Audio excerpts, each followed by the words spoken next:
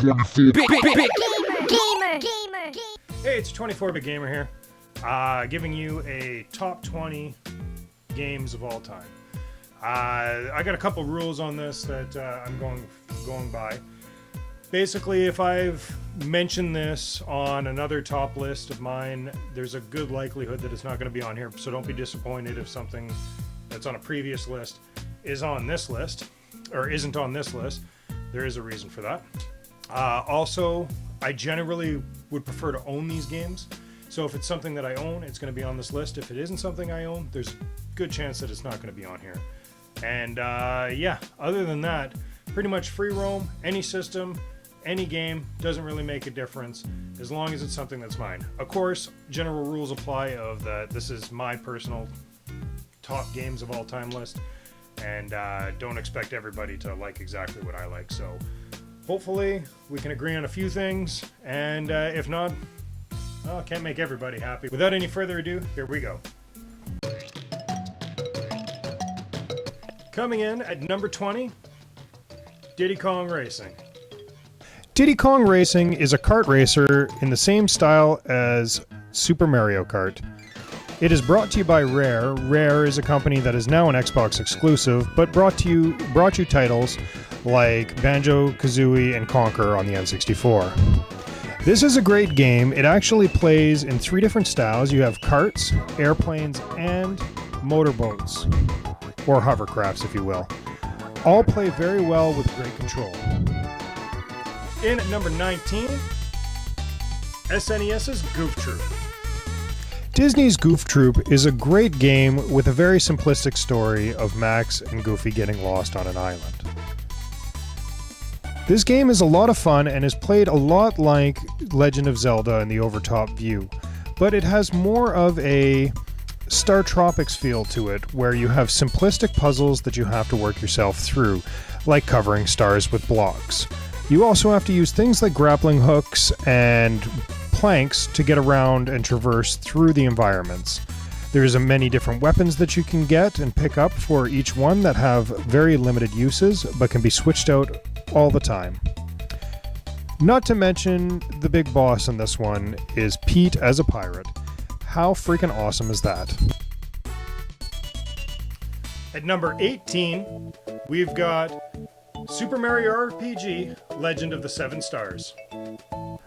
Mario RPG is a game brought to you by the makers of Final Fantasy, Squaresoft. It mixed together with the Nintendo products and brought to you this RPG. The story starts off the same way that most Mario games do, where you have to try and save Princess Peach from King Bowser. Very quickly, however, the story shifts as you're trying to save the entire kingdom from an outer space sword named Smithy, and coincidentally enough, the Smithy Gang. This game has a turn-based attack system the same way that Final Fantasy would, but it has invented some things that are new at this point and becomes a staple towards a lot of RPGs in the future, where you have a turn-based timing system.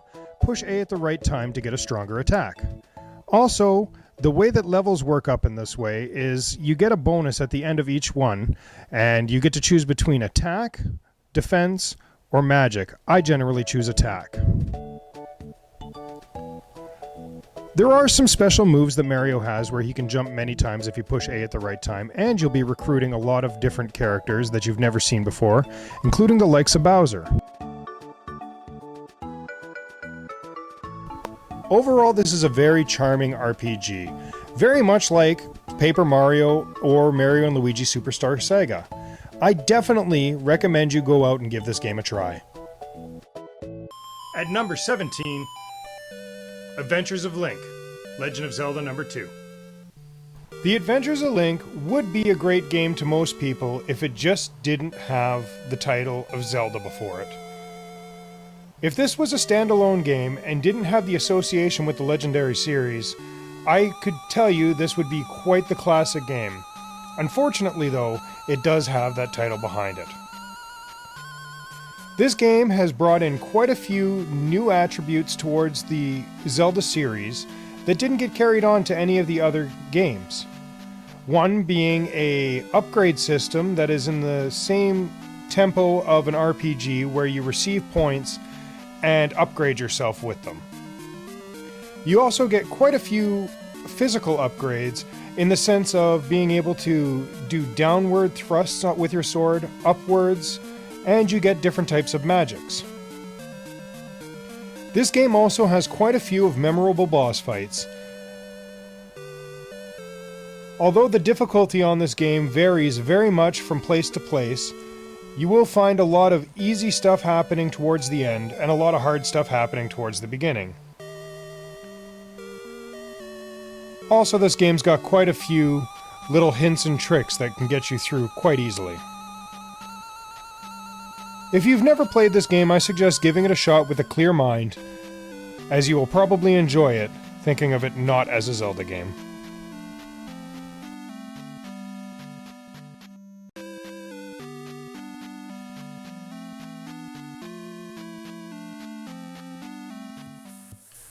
At number 16, we've got Burnout Revenge for the Xbox 360. So let me be perfectly clear here. I am not very good at racing games, which makes me good at this game. Basically because this game is all about destruction, and it's brought to you in very high speed. You want to try and smash into as many cars and create as much destruction as possible to gain points. There's whole events based off of this.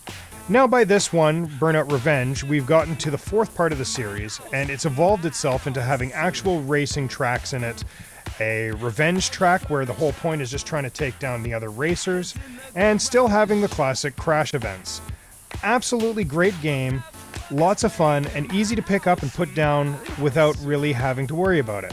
I suggest this to anybody that's trying to have a very quick, fun time and not spend a lot of time trying to upgrade yourself or anything like that.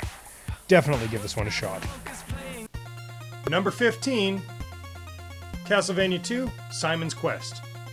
Although this is most people's least liked Castlevania game, this has to be probably my favorite. Part of the reason why is it's the very first Castlevania I got a chance to play as a kid, and I remember it scaring me quite a bit. Some of the great attributes to this game is that it does jump from night and day. Although a dauntingly slow process, it still does that. It does have an upgrade system where you're able to get better whips and more items for you to use.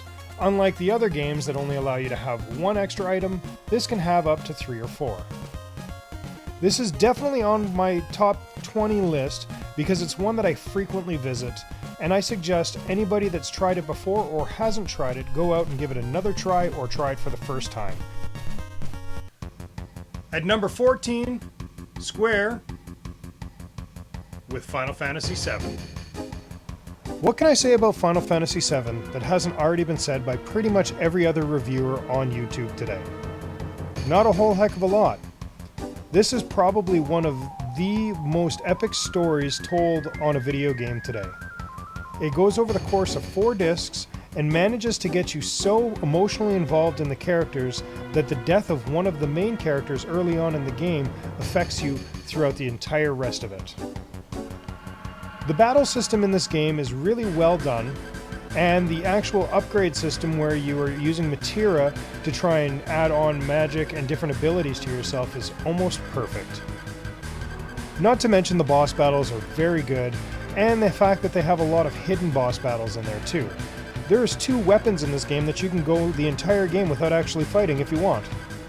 The ruby weapon being the harder of the 2, I probably spent about 3 or 4 weeks just trying to get through it. If you haven't played this game, which I'm assuming you already have, go out, do yourself a favor, and play it right now. At number 13, we have got LJN's A Nightmare on Elm Street. Now I know LJN has had a pretty bad rep as of late, but I'm not about to jump on the screw LJN bandwagon just yet. There's actually quite a few games from them that I like, this being one of them. This game is a bit of a survival horror. You want to try and keep yourself awake. There is a Z meter that if it depletes, you'll fall asleep, and then there'll be a good chance that you'll run into Freddy Krueger long before you actually make it to the boss end. In this game, you're trying to collect all of Freddy's parts so that you can bring him back to life and kill him off for good. very similar to Part 3's plot, where they bring his body back to life and use holy water to destroy him. If you haven't played this game and are not a big LJN fan, I would suggest starting with this one just to see if you like it. At number 12, Rockstar's Grand Theft Auto San Andreas. San Andreas was my second favorite title in the entire Grand Theft Auto series, although I spent more time on this game than I did on any other one. The missions in this are quite fun and never really seem to get too repetitive. And if you ever did get tired of doing the missions, all you had to do was grab yourself a dirt bike and run around the Badlands for hours on end. By far, what made this title one of the best is the fact that you could just screw around from beginning to end and just spend hours doing absolutely nothing. One of the rumors going around back when it first came out was that there was a Bigfoot in the Badlands itself.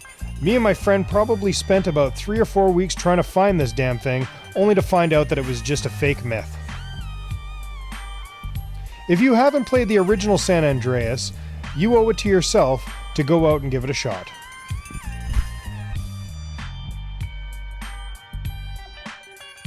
Number 11, Super Metroid. The last Metroid is in captivity. The galaxy is at peace. What a fitting way to finish off the first part of my two-part list with one of the top 3 Super Nintendo games out there. Super Metroid is something that I hold very dear to my heart. When I was younger, I used to play this game constantly trying to find all the different secrets, and trust me, there's a lot of them, throughout the entire map. This game is so much fun. There's so many areas that you can't reach until you get certain items. You'll be able to get very close to the area, but not be able to get through because you don't have a double jump, or you don't have the screw attack, or many other different types of upgrades that you get throughout the entire series. The bosses in this game is quite memorable.